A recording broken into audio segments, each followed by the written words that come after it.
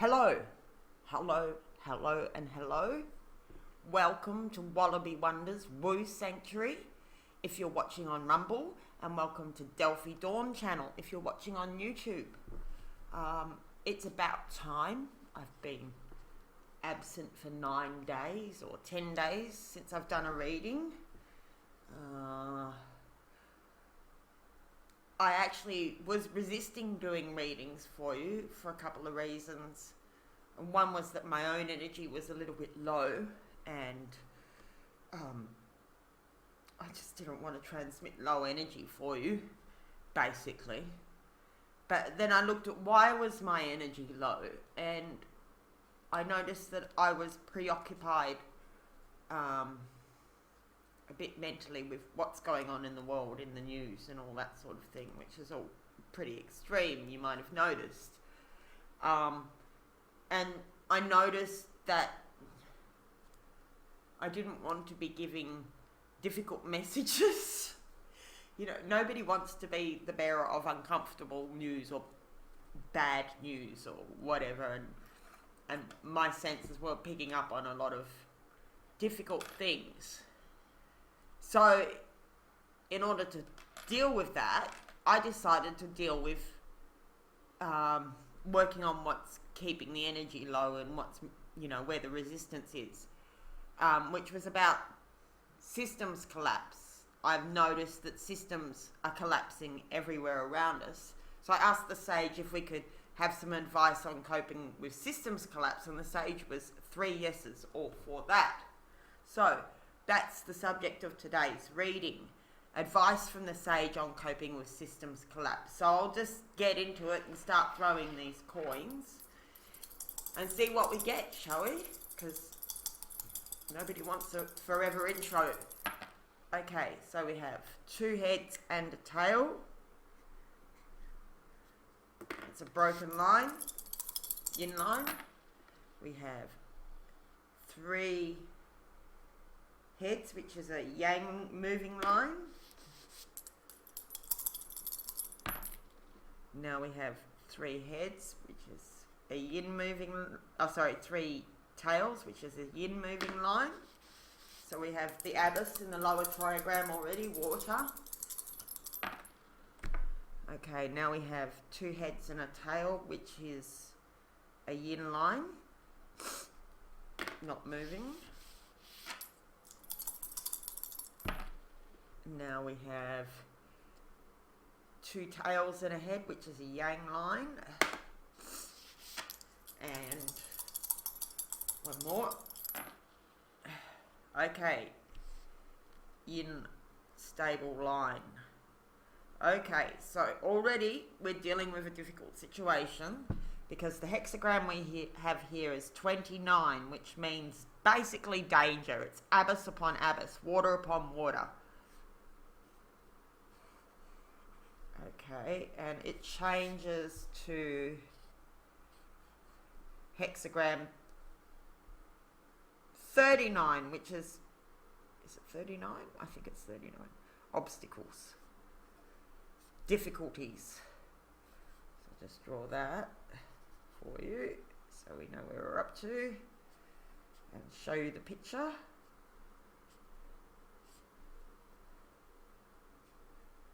So there's a lot of movement in the lower trigram, which means it's sort of more on a personal level, closer to home. I'll just hold this up for you. Try not to burn my hair on the candles as I show you. Can you see that? Okay. So you'll see those 2 moving lines in the first hexagram here. They're in the lower trigram, and the lower trigram is closer to home. So there's it's going to affect you on a personal level. And then you've got obstacles is what it changes to.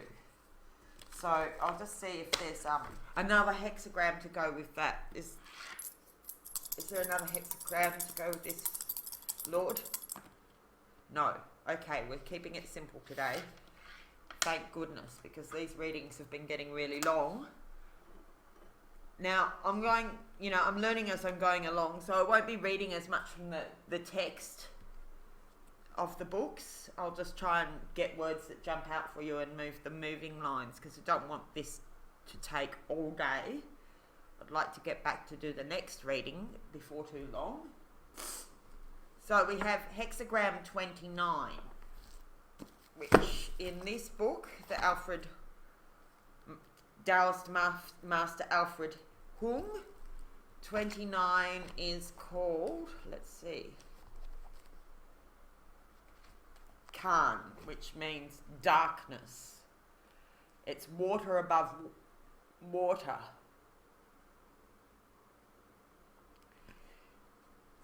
So it's like water upon water. That's very deep water, as in, and water in the I Ching is about danger. Like, it's not only about danger, but that's one of its qualities. So it's a doubly dangerous situation that you're in, that we are all in collectively right now, in regards to systems collapse. Now, do I need to explain systems collapse? I think everyone's got at least one system around them that is collapsing, whether it be just the supply chain at the supermarket down the road, your local climate, your in America, all sorts of branches of government are being dismantled. Like, I haven't qualified here whether it's systems collapse, because whether someone's intentionally dismantled it or taken a hammer to the system, or whether it's just collapsing under the weight of its own sustainability. And I think probably most of us who are watching this know by now that if something is collapsing, then it was supposed to, so that something new can come. You know, things that don't have integrity can't be sustained long term. Anyway, so it's all about danger, double danger, because it's not just water, it's moving water. So it's like it gives all sorts of images of like having to cross a deep river with rapids in it and stuff like that. So it's a time for really keeping things simple, because the water is deep. And you really need to stay on your game, let's say. So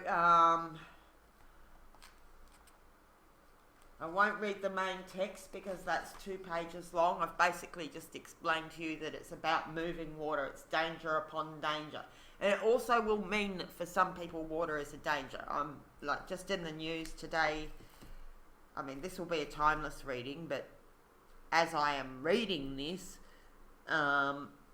Italy was flooded and Townsville is flooded, and there's a lot of water around just creating havoc. So we've just been through a big flood on the east coast of Australia here.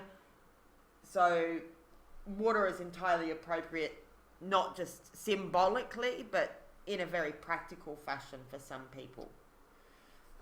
All right, so the decision on this hexagram, according to Alfred Hung, it says double darkness. So water is also, the deep water is dark. It's dark under the deep water. It implies that you have to use your instinct somewhat to find your way. So the most important thing in this time of danger is to be sincere and truthful. Rely on heart and mind. Prosperous and smooth. Deeds will be honoured. Okay.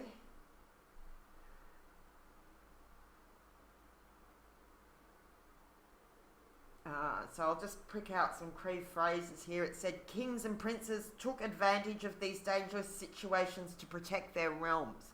So it's a time on doubling down on the things that you need to do to stay safe. It says it is great indeed at the proper time to take advantage of these dangerous situations. Commentary on the symbol. Water flows on twice over. Darkness is doubled.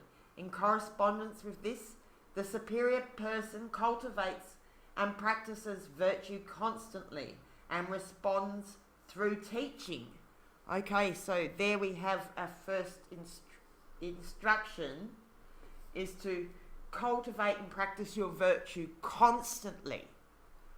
So it's a time for taking it much more seriously than you would normally. And responds through teaching. So there's an opportunity here for you to help others through your knowledge. And I guess, it's suggesting that it's calling upon you to do that. I wouldn't take your knowledge for granted. You may be unaware of how little some people are unaware of. A lot of people have pride and they don't want to admit that they don't know something, or that they don't have confidence in something. And you may even have to find a way of instructing people where you don't get their nose out of joint. That's just what came to me just then, is that some people are resistant to teaching, so you may have to just model the thing that you're trying to teach and let them copy you, because they're not going to admit that they don't know, some people. Other people, you may have to find novel ways of teaching or passing these informations on. Conventional and unconventional ways of teaching. That's just come to me.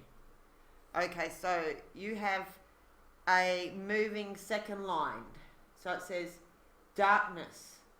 There is danger. So there definitely is danger.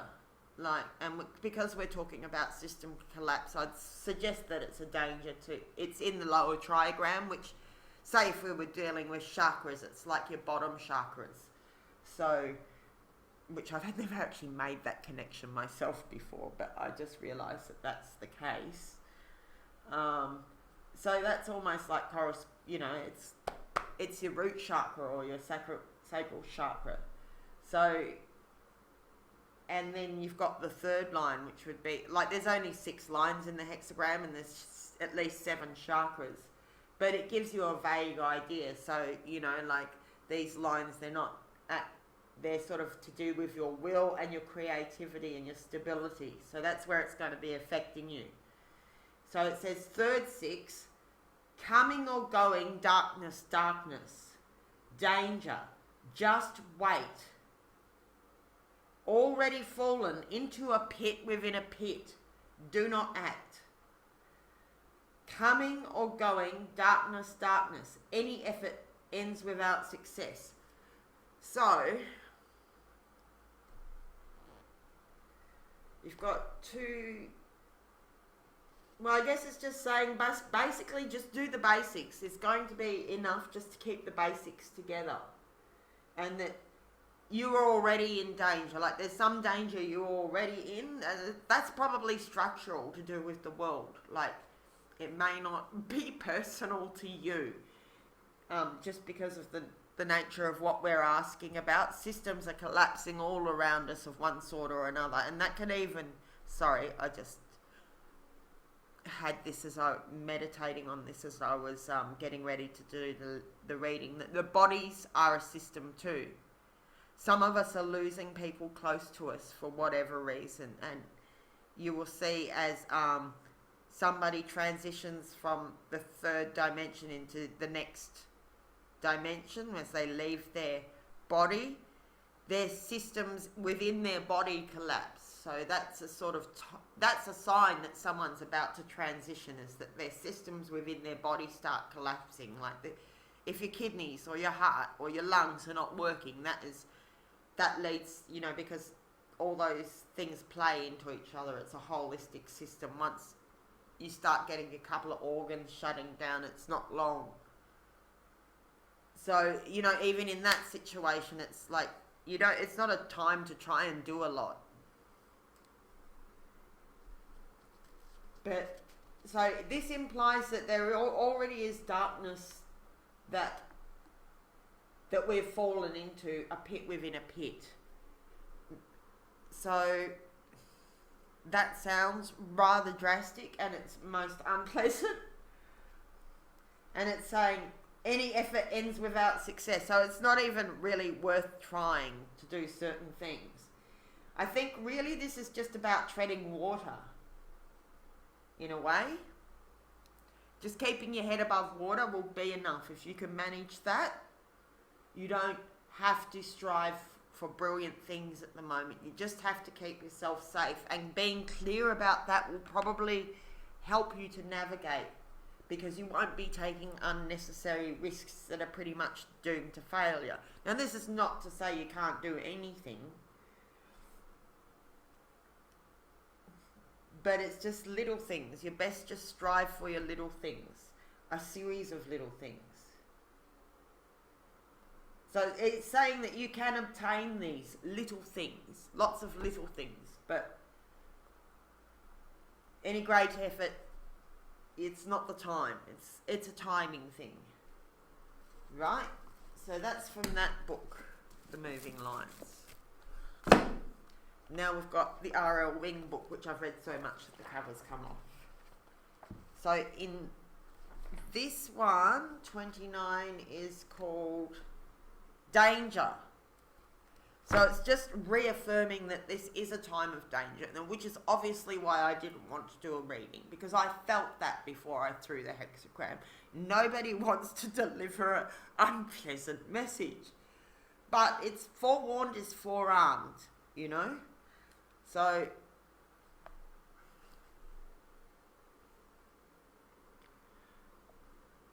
I think I will actually read you this main page here, because it's so beautifully written and it will cover the kind of danger that you're in. So it's, let's see. We'll see how we go. So the situation here is one of real danger, caused and manifested in the affairs of man. This danger is not inspired by overwhelming tendencies within the cosmos, or conflicts in your innermost attitudes. The real danger that confronts you is brought about by your immediate environment. So, okay, there's your first clue, is knowing what kind of danger that you're dealing with. So it's brought about by your immediate environment. Okay. That's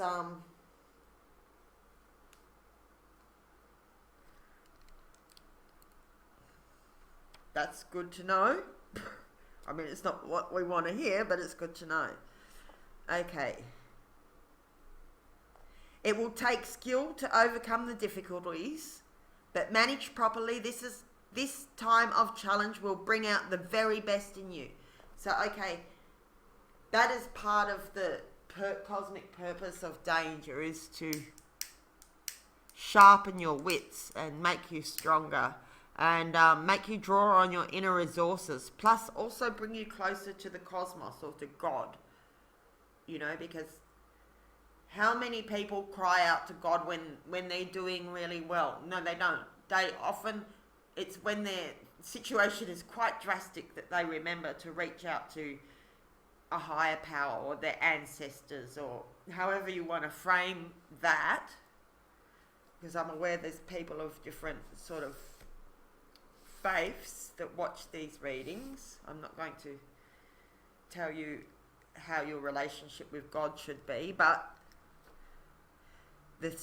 what this is pointing to is that it will bring out the best in you, this danger. And it will also bring you closer to the cosmos and your cosmic helpers.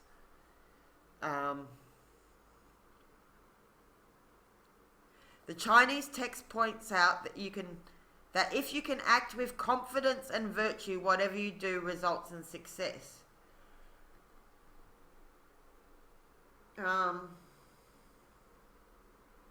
So virtue is just like the most important thing in a situation of danger, I think, because that's what you can rely on is your virtue.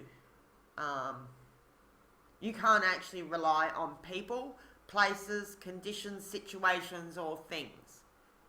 That's important to remember. What you can rely on is yourself, to be yourself, and you can rely, if you're of good character and discipline, on yourself to behave with virtue, presuming that you've developed that. And that virtue is what's going to shine bright and get you out of the trouble. All right, so it says, do not avoid confrontations in any difficult or threatening situations. You must now meet and overcome them through correct behavior. So there's a whole emphasis on correctness here. This is one of the main messages, is just to be virtuous and correct. That's what's going to help you come through this dangerous time. Maintain a continued resolve. Hold to your ethics and principles, and do not for a moment consider compromising what you know and believe to be right. Acting with integrity and confidence is the key to surmounting the danger. So to me, that implies that some of the danger is to do with people acting without integrity. All right. In business or political affairs, stick to approved policy. When making judgments regarding matters of leadership, neither bargain with your principles nor attempt to avoid the issue, for such actions would render meaningless all that has been achieved thus far. Right? In social interactions, remain true to your nature. If possible, convince others of the soundness of your ideas by demonstrating the good effects of your actions. So, once again, it's modelling the behaviour, because people are not necessarily going to listen to you. So, you have to demonstrate rather than lecture, I guess. Not to say that you can't explain or, provide context or whatever, but the only thing that's really going to cut through is your behaviour, your conduct. What people can, register in the 3D as behaviour being, having integrity and virtue. So, if they will not support you, you do not need them. Now, this is particularly in times of danger. People who do not support you are like dead weight in your lifeboat. They're not rowing the oars. They're not rowing with you in the lifeboat. They're just being dead weight and giving you grief. They're just going to make it harder to get to shore. So you don't need these people who don't support you. It's just flat out, like, they don't support you, you don't need them.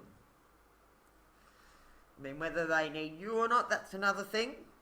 But you don't need them if they don't support you. Keep moving. Excuse me. Do not dally in the danger. Do not dally in the danger. So, don't hang around. You said some situation is dangerous, just keep moving. In personal relationships, do not allow passions to lead you into peril. If the difficulties cannot be resolved without sacrificing your principles, the relationship may be irresolute. So the overwhelming message of this so far is about sticking to your integrity, sticking to your principles, sticking to your virtue, like not being compromising on these core values. Because I think it's going to be disastrous if you do fall for compromising your core values. This is like the worst time to do that. You will be basically pulled into the undertow, and I don't know the word for it. When the water like does a spin job on you, I'm seeing somebody being tumbled beneath the water. And that's the danger that you get if you do not be virtuous and stick to your core principles. Of course, we're all going to be challenged. It may be very, very difficult to be perfect when, we're in such an incredibly dangerous situation. But the more closer you can stick to your integrity and your virtue, the safer your core principles, the safer you are going to be. That's the only life jacket you have, is your honesty, your integrity, your good behavior, your good heart, your clear conscience. I think, that because there's so much deep emotion, because it's water, lots of water, which implies deep moving emotion. So it's not just deep, it's not just emotion, there's not just a lot of motion, but it's like it's like rapids upon rapids. Deep, or, water above water. It's a lot of emotion. So if you're not honest, that's really gonna put you through the tumbler, I think.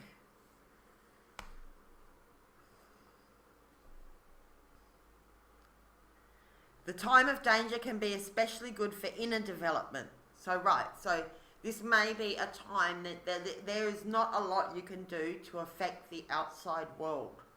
Just because, everything's going crazy out there. There's so much change.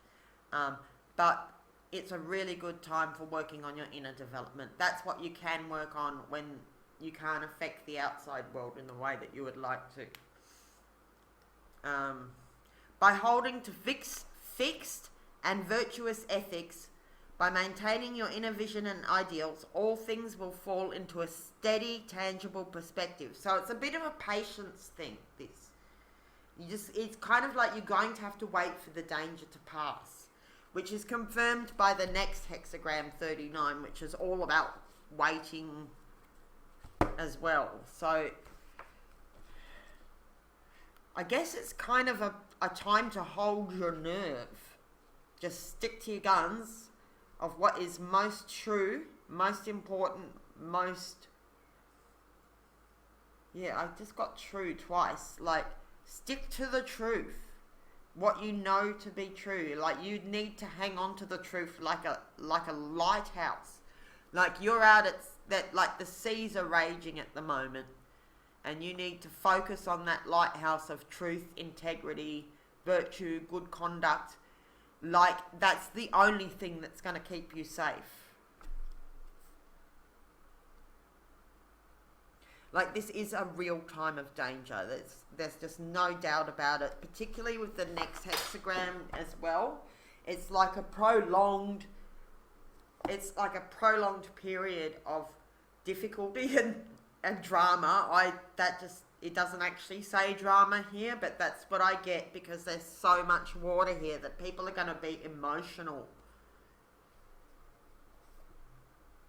And so it said in the first thing that there's a danger in your immediate environment, but you're not even aware of it yet. I can't remember where it said that, but that's another element, that whatever you think the danger is might not be that. So that's why you're going to have to double, might come out of left field is what I'm feeling. So the only thing that's going to keep you safe is your integrity, staying sober, keeping your integrity, just keeping the boat steady, basically. You just keep the boat steady. And it will. This is all going to sort itself out. But it's like it's going to slowly fall back into place where into the new place where it needs to be. It's not going to necessarily happen all at once. It's a bit of a patience thing. Okay, it says here, you will know your relationship to your environment, and in this way you can accomplish your aims. So there's something about the environment you're in here that it implies that there's something you don't know about the situation that you're in, that you're about to find out. And that part of your job in navigating this situation is to be aware of your environment, is to become more knowledgeable about what's going on in your environment. That's helpful information. So I guess it's also, I'm just getting the message here about trusting your animal instincts. Like, I was just approaching it initially on a more intellectual human scale, but I just got the message coming in to know your environment the way that animals know your environment. Animals get the instinct to run away from a tsunami long before the humans are aware of it. So pay attention to nature because they're giving you clues, okay? If you've got ants all through your house and you're on the second floor, then like we did before the cyclone, we're like, it was a sunny day and there was no mention of any cyclone coming, yet the ants were right up in the top cupboards of the second floor. So that told us that there was water coming, that there was a lot of water coming, long before the Bureau of Meteorology did. So if you're aware of things like that, pay attention. Nature will give you clues often before the people around you or your official information bodies will. You can sense things on the air. You can tune into the sounds around you. You can feel air pressure. You can feel not only the heat but the background heat, or the cold, or the background cold. All these things in your environment, you really need to stay alert and take note. That's going to be part of your way to navigate, is by having an intense awareness of the environment around you and the signals that nature is giving you. Because let's face it, nature knows. It's not got mental blocks that separate itself from itself.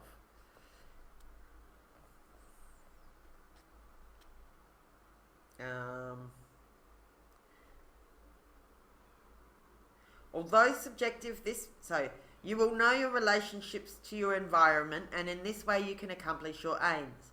Although subjective, this perspective is now in accord with the problems facing you.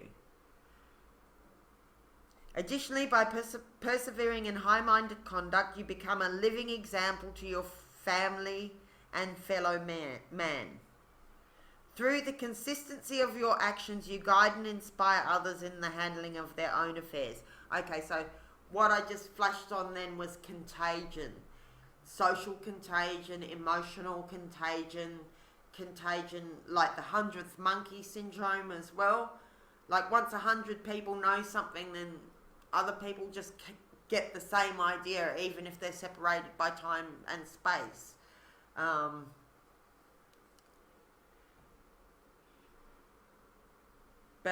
So if everyone's freaking out and you can stay calm, that will help others, because these emotions are contagious, and the same goes for ways of doing things.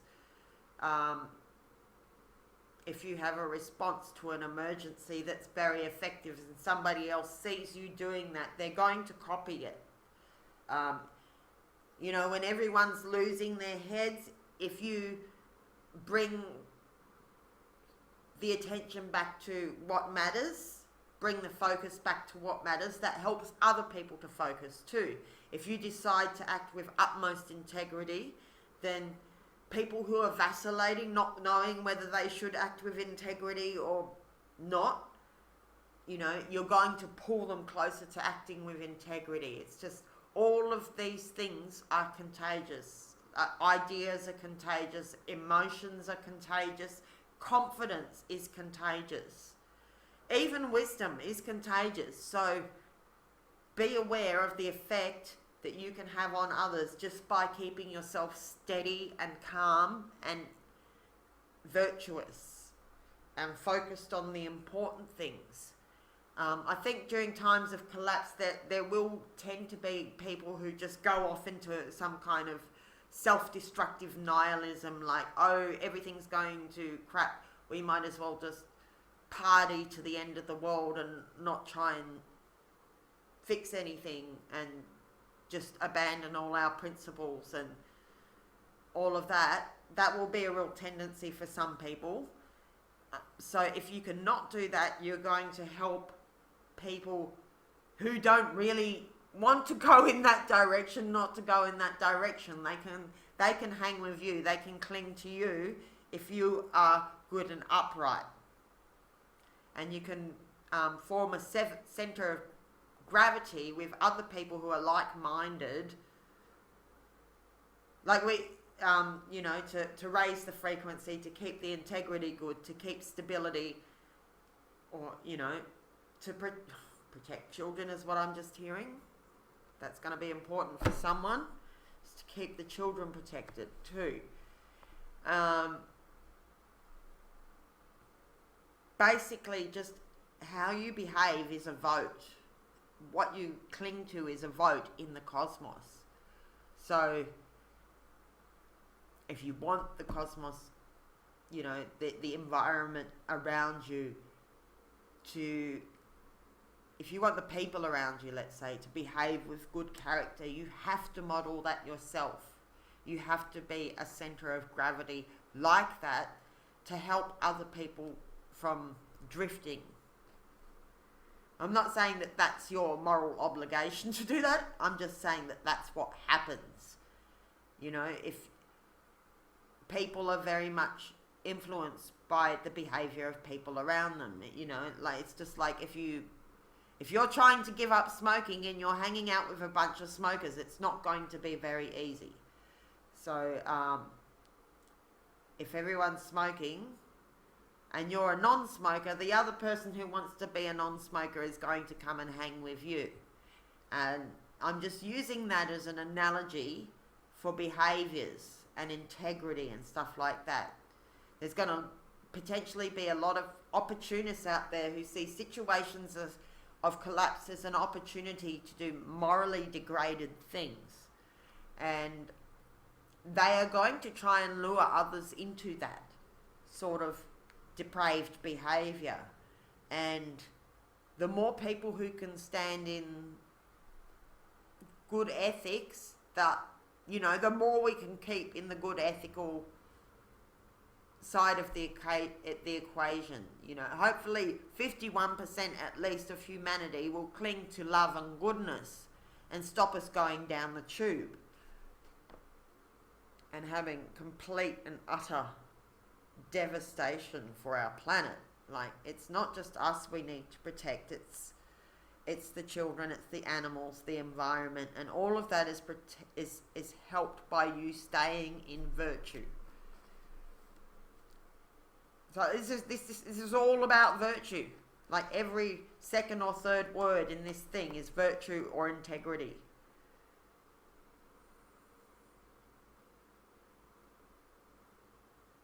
Okay, so I'll just read that bit again. Additionally, by persevering in high-minded conduct, you become a living example to your family and fellow man.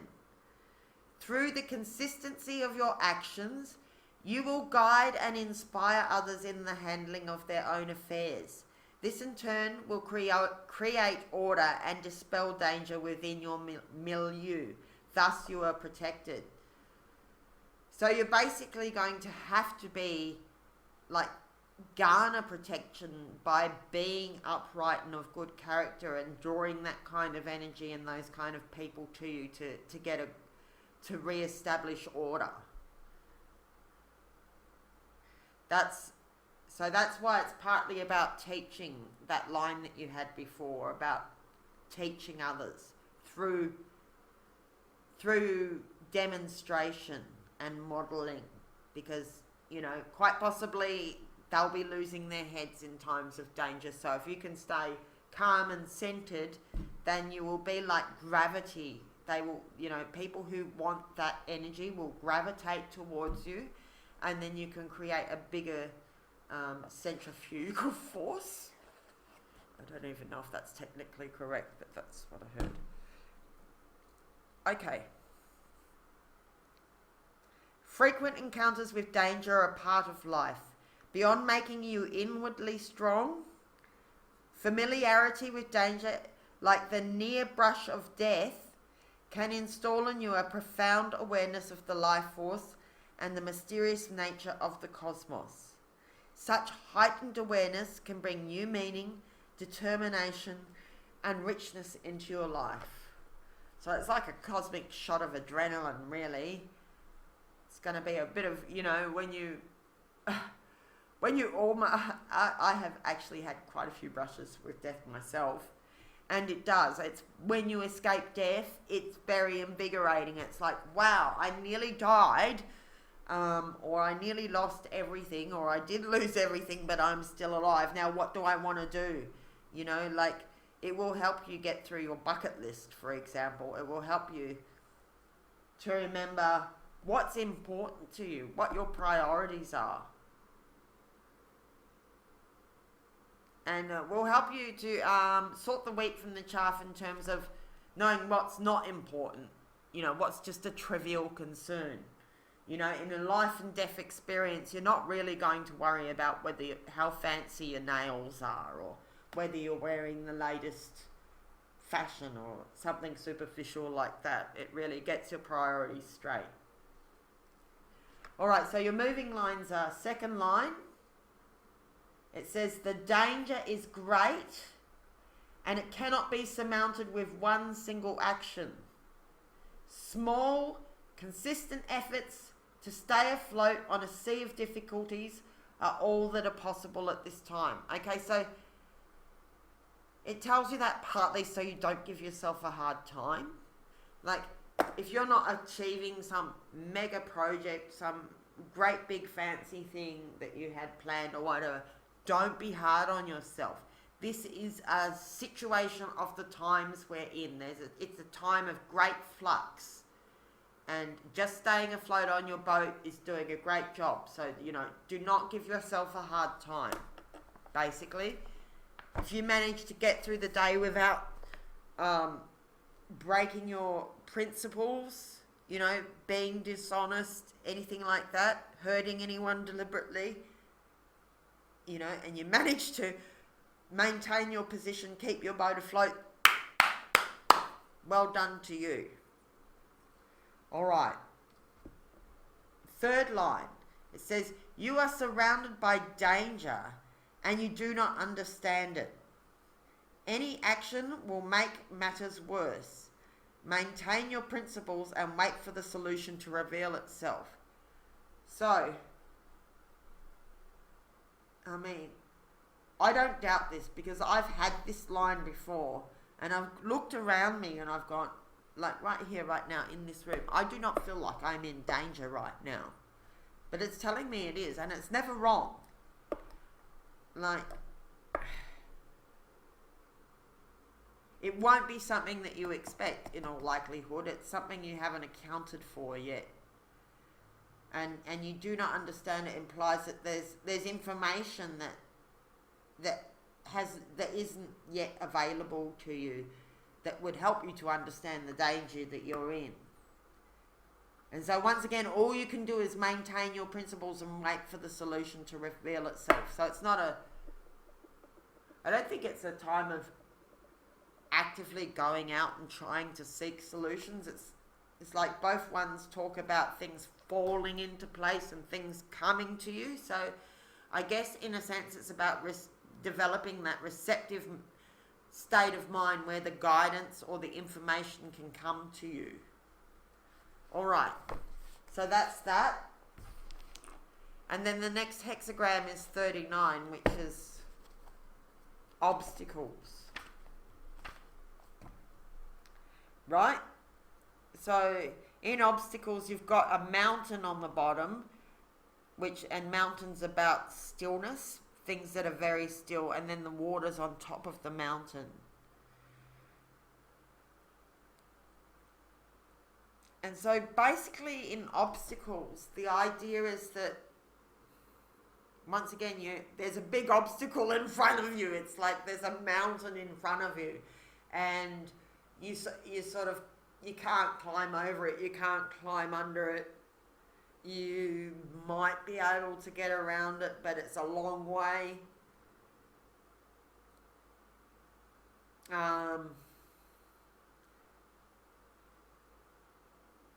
Usually there is a way through the obstacles or like around the obstacles or whatever, but you have to wait for it to become revealed. It's like, it's pretty much a waiting or observation/waiting kind of a hexagram.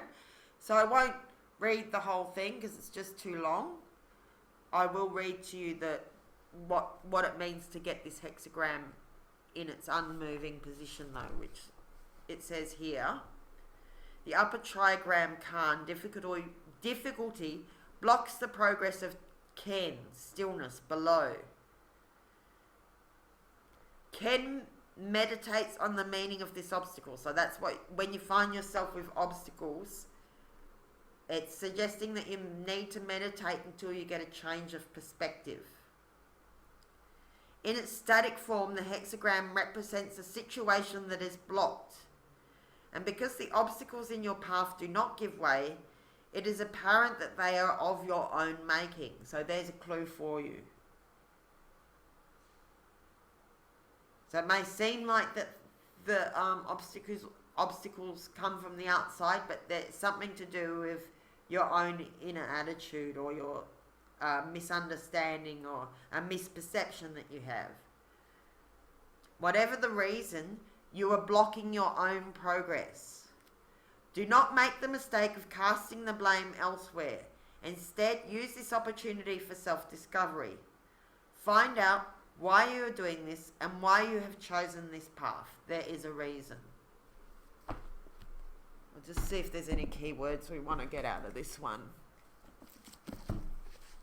So there's danger and obstacles basically, and what's required is virtue and patience and sticking to your principles like it's really important. This one, what do we have to see about obstacles in this one? Hardship. It's called hardship in this one. And it gives the image of a lame person. And it gives that for to imply difficulty in walking.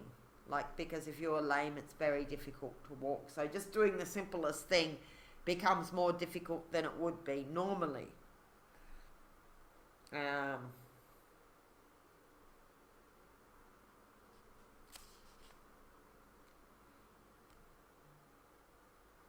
Yeah, so it's talking about difficulties and hardship. It's like, the cold winter and having to limp along and it not necessarily being that warm inside your house and things like that.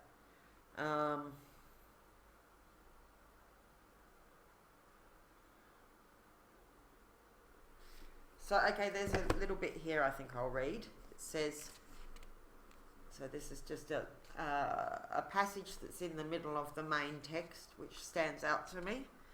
It says, if one loves others and they do not respond the same way, one should turn inward and examine one's own love. If one treats others politely and they do not return politeness, one should turn inward and examine one's own politeness. When one does not realize what one desires, one must turn inward and examine oneself in every point. And the decision on this is hardship, favourable to the southwest. Okay, and we got that in our last reading too, which was about finding a good place to be. What was it? What was the last reading? It was something about finding a good place to be in times of disruption or something like that. And it ended up, the two main things were to the southwest and to be at work. That work was the best place to be. So once again, we're getting this direction favourable to the southwest. Unfavourable to the northeast. Favourable to see a great person. Being steadfast and upright, good fortune. So these situations are not devoid of good fortune. It's just like you will have to be very, very steadfast and upright to obtain that good fortune. Commentary on the decision. Jhana is hardship. Danger in front. Excuse me.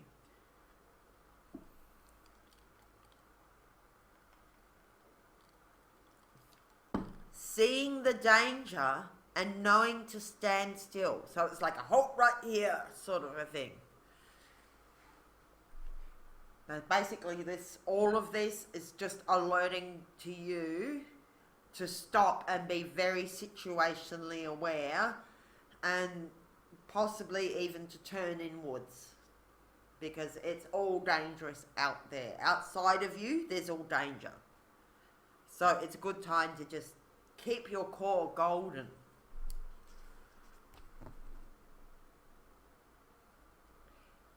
Seeing the danger and knowing to stand still, being conscious and wise. Hardship, favourable in the southwest. Going forward obtains the central place. So if you are going to move in any direction, the southwest is the direction. Unfavourable in the northeast. There is no way out. So it's, it implies that there's all these dangers around, and if you go that way, then there's a way out of the situation, but you're going to get trapped if you go northeast.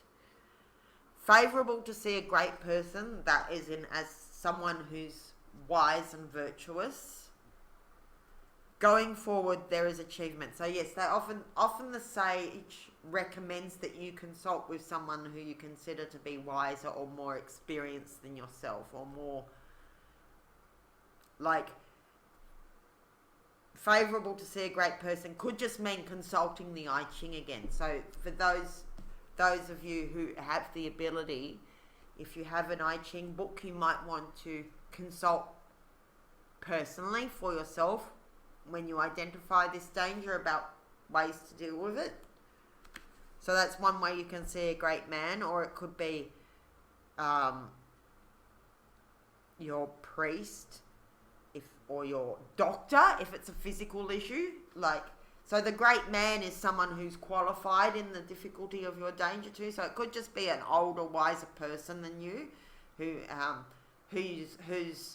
you respect their ability and opinion.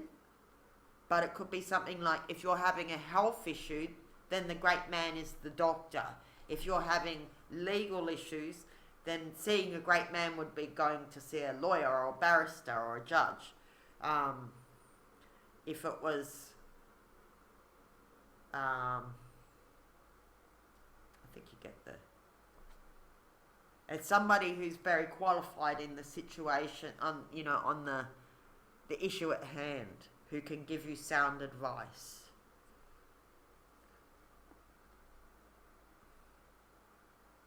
So it's favourable to get advice from someone you know and trust, whose skill and wisdom is above yours, let's just say.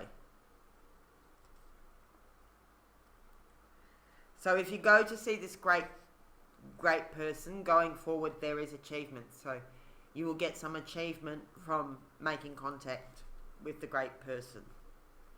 Proper position, being steadfast and upright. So that's all you're required to do really at the moment, is to stay steadfast and upright and virtuous. Good fortune, rectifying the country. Great indeed is the function and time of hardship. And it's got an exclamation mark. So it's like, the I Ching's actually really excited about this. It's no fun for you, but the sage is very happy for you that you're getting this boot camp, basically. It's some kind of psychological, or it could even be a physical boot camp type situation.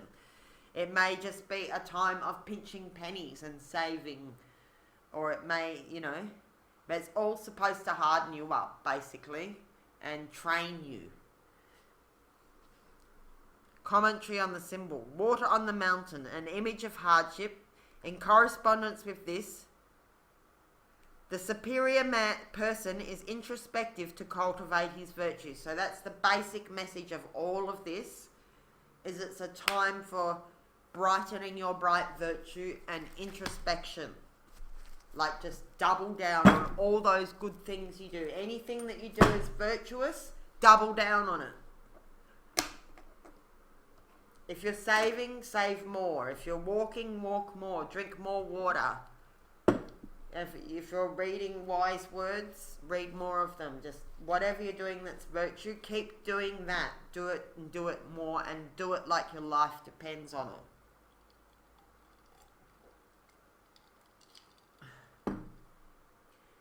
there is danger and obstacles around.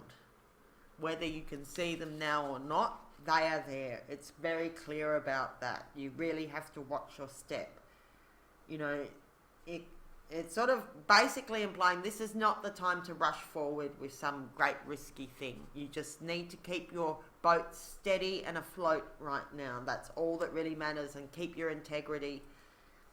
Keep your people close, or your fur babies or whoever. Just keep it simple, sweetheart. Now I'll just do some angel cards and we'll wrap it up. Just to give a bit more colour and context. Cleared all these books and cards with the sage before I started. Okay. Dear Sage, please give us some more clues about this coping with systems collapse, this time of danger and obstacles,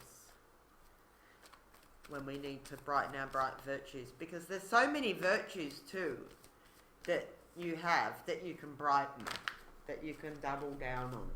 Like maybe if you want to think about it, you might want to write a list, whether it's on a piece of paper or just in your head. Just write a list about some virtues that you do have. And, you know, be glad for that. And ones that you could work on. And maybe work on those ones that you could work on. I say most people watching this do have a fair bit of virtue in them already, because you wouldn't be drawn to this sort of content otherwise, basically. So whatever your virtue is, you just need to do more of that. It's not a time to go, oh, I've done that and I'm good there. No, it's like getting out the silver and polishing it, but in terms of your character. Alright, so we'll just do a very simple spread just before we wrap this up. Please, Sage, speak through the angel cards. Okay, we just had one jump. So the situation, in the situation position, we've got enchantment. Okay. So, just off the top of my head, I'm getting that Neptunian energy, like be aware of fantasies, and like somebody might be pulling the wool over your eyes, potentially. Like, it's very good to, like, enchantment has a positive and a shadow side. Enchantment. You know, the positive side of enchantment isn't that enchanting? Isn't it lovely? Isn't it beautiful? Oh, I'm delighted. The negative side of enchantment is that you've been tricked. You've been hypnotized. You've been... sorry, I'm having trouble with words today. You know, Neptunian influence. That you've suffered from some kind of an illusion, a magic trick, a projection of how you would like things to be rather than how they are. Falling for the superficial image of things rather than looking deeper. So it could go either way there. But that's the situation which gives me a clue about what kind of danger. Maybe things aren't quite as they seem. That's just a guess. Alright, so...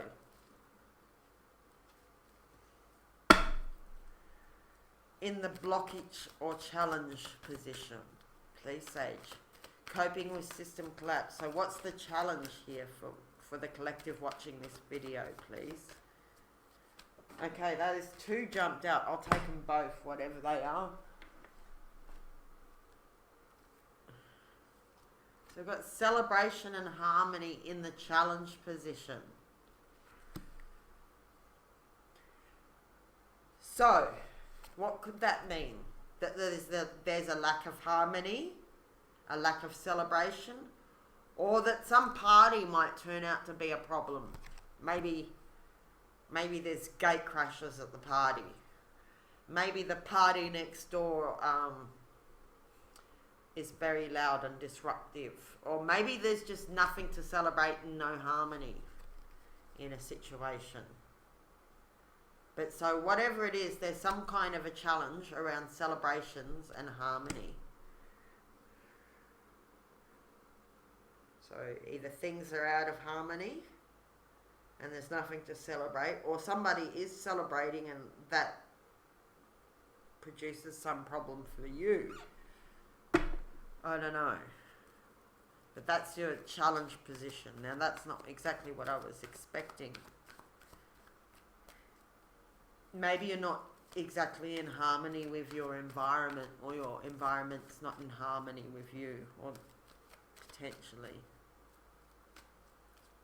Or don't get too enchanted at this party. It might not be all it seems, the person who's enchanting you.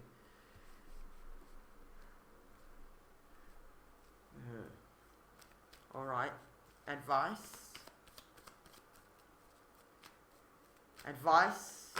Action card, please. For coping with the system's collapse. Advice for my collective watching this video. Study.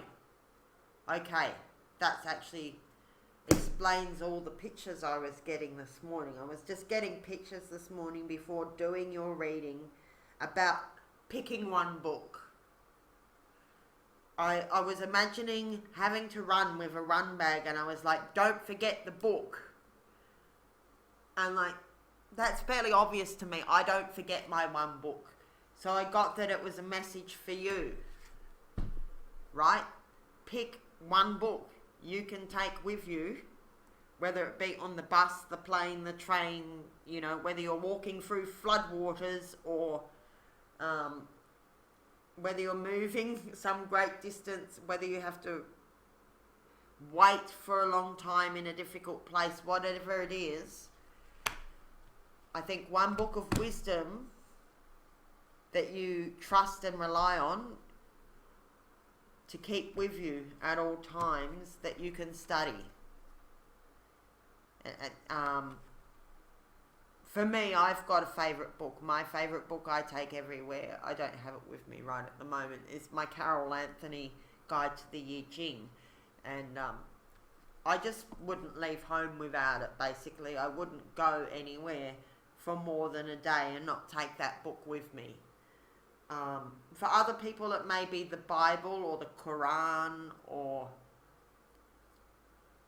the Bhagavad Gita, something like that, if you're religiously inclined. If you're not religious, but maybe you might like something like The Power of Now by Eckhart Tolle or something like that. But I'm just getting that you should have one book with you, at least one. Okay, because study, it should be lots of books. And books isn't the only way of studying either. But I did get a vision very strongly this morning of anyone who's evacuating should take one book of wisdom with them. Or moving, or sitting by somebody's bed who's dying, or anything like this. Whatever the difficulty is, that you should have that wisdom handy to draw on at times when you're, because this danger seems to be taking place that's going to affect you here in the solar plexus or in the base chakra kind of a thing. So you might be feeling a bit wobbly and need to draw on ancient wisdom or timeless wisdom, shall we say. So whatever book that you trust, I would keep it with you, and I would be looking at it regularly. Now, also, books aren't the only way of studying. I'll just use myself as an example. I'm a musician. I could be doing more learning my scales or doing my paradiddles or something like that. And that would help me keep my skill set up in case I need to fall back on it for income or something of that sort. So, and I'm also getting to further your skills. So anyway, in this time of danger, he also study the things that are relevant to the danger. So if you're in a legal situation, you might want to study the legal issue that surrounds your situation, you know, if it's medical, spiritual, whatever, you're going to need to study, whether it's by reading books, watching documentaries on YouTube, going and seeing the great man or the great person, we'll say, actually enrolling in a class potentially. It's actually a very safe place. Studying is one of the safest places you can be. In fact, libraries are lovely, safe places. If in danger, if you're in some kind of a danger, I'm just getting a picture of a woman who's got a difficult partner or something like that. I don't know if there's anyone out there in the collective who fits that description or not, but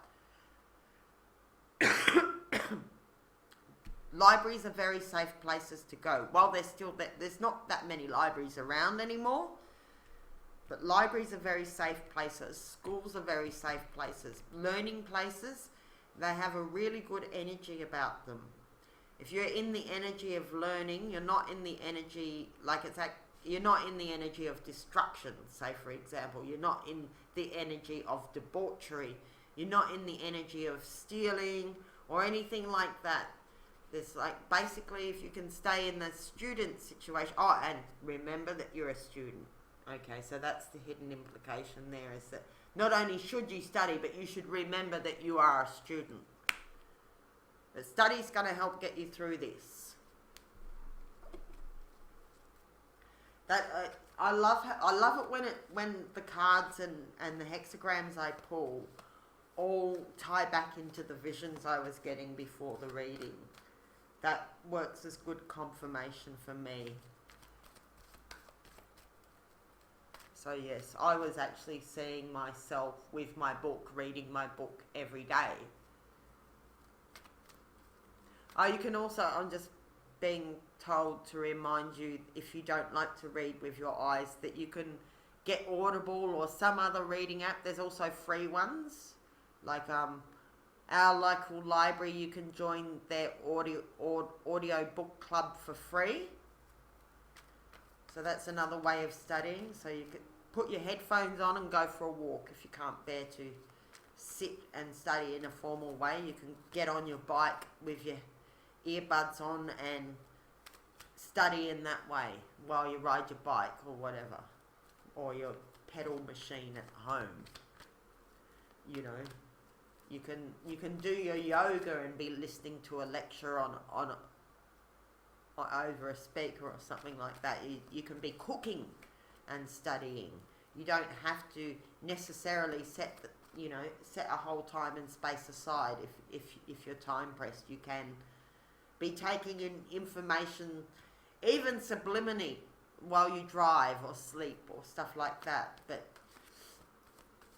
there's a very strong emphasis on studying, and I would tend to think that studying relevant to the subject where your danger is, and also studying some virtuous text, basically. You help some text of wisdom to help keep you on the straight and narrow and keep the fear at bay. Because let's be real, danger does tend to arouse fear. You know, if it's going to hit you here in the solar plexus, then you're going to have to stay calm in order to get through the double danger, because it is quite dangerous, the situation.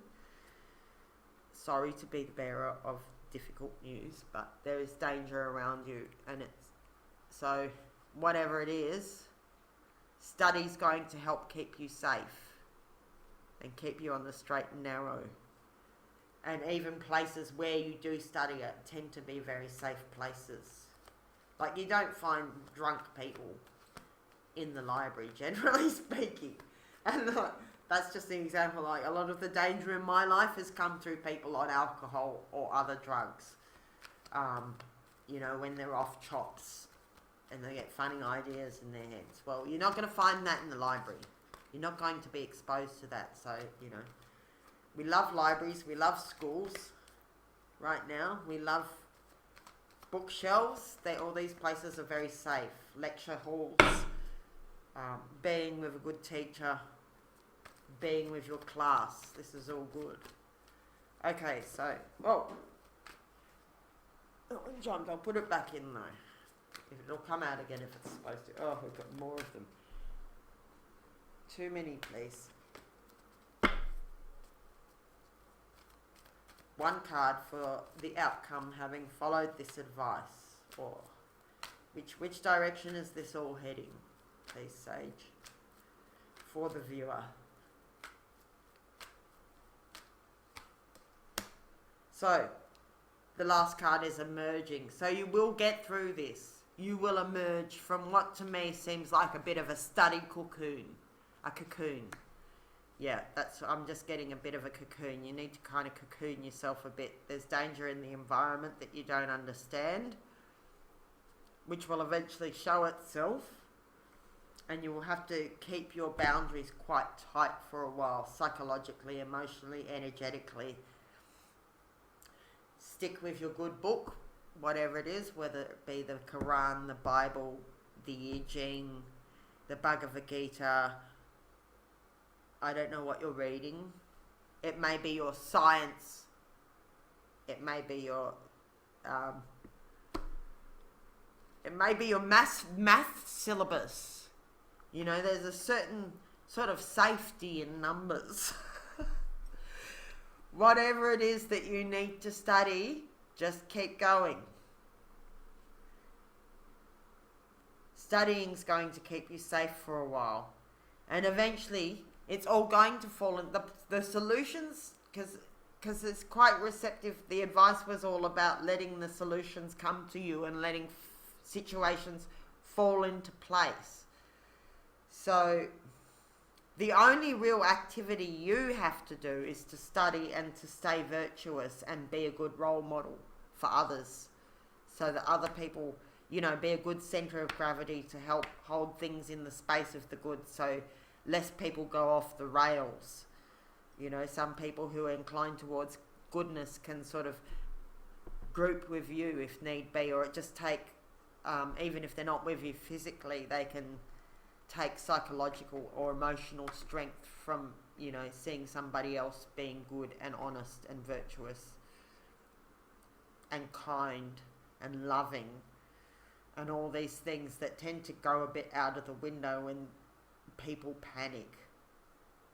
I guess there's a danger of people panicking with all the systems collapse. So it's this sort of studious attitude is going to help you keep calm in while the waters thrash around you, while everything's going off around you.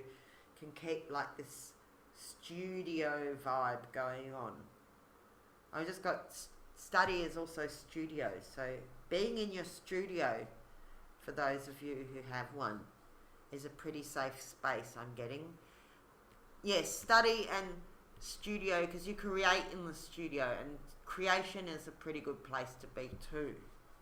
So keep close to your study or your studio. Keep learning.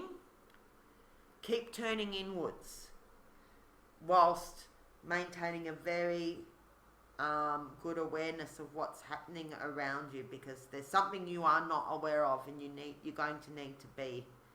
You will be made aware of it at some point, and you're going to need to be able to respond calmly. Is that all the information that you need may not come to you all at once, so you have to wait for this information to come in. All right, we're just about at the end here. I'll throw the dice just for an overall message. One dice throw in relation to this question: advice from the sage on coping with the system's collapse. For my viewers, please, sage. Fate is moving in your favour. So that's really what we want to hear. We really do needed to hear that. Thank you, Sage. That fate is moving in your favour. So if you follow this advice, things should work out okay. You are safe and you're protected by your own virtue, by your own study, by your own good character. That's what's keeping you safe, apart from, obviously, the Most High, your ancestors, your cosmic protection, your cosmic helpers, all of that. The thing that you can do to keep yourself safe is to keep studying, stay close to your library, your studio, keep working. Like that last reading we did, the good place to be, was working. And that seemed like a really long-term reading too. So keep studying and keep working. Just keep working. If you're not working, study. Study. If you're not studying, work. And, you know, obviously you're going to need to rest and meditate and things like that. This time of danger and obstacles is only for a period of time. It will pass. And that's what you get with the last card and the last throw with the coins, is that you will emerge from this. And, you know, you will emerge looking fresh and lovely. And, you know, fate is working in your favour. So this is all working for you. Even though it may be a little bit of a rough patch here, and you're just going to have to be very frugal, is what I just heard. You know, keep squirreling away that money that you work for. You're going to need a safety net. That was in the last reading, was to save more money than you thought you needed to. Keep saving, keep working, keep studying, and most of all, keep your integrity and stick to your principles. Not sticking with your principles and your integrity at this time will make the danger heaps worse. Your honesty, your kindness, your love, your study, your virtue keeps you safe and gets you through this. You emerge on the other side with fate in your favour. That'll do, collective. I don't think we can really milk this anymore. Please stay safe, have a beautiful day, and enjoy your studies.